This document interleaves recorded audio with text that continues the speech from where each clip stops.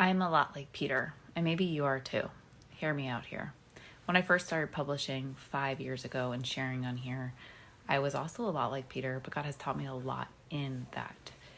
I'm all about walking on the water when God calls us to do that, praying and believing for the impossible that He has called us to.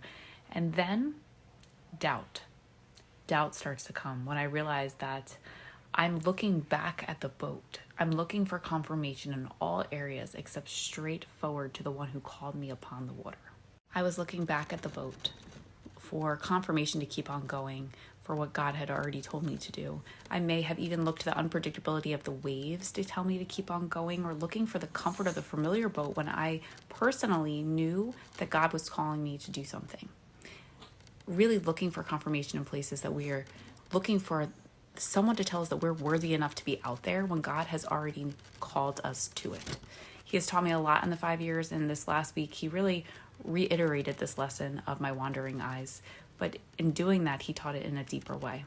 For one, no one needs to agree with what God has called us to do. Of course, it will never go against His word. But also the importance of community, because it's a beautiful thing when people in your boat are people who are cheering you on, believing in what God has put on your life to do. And most importantly, our eyes must be fixed on Jesus, the one who called us out there in the first place.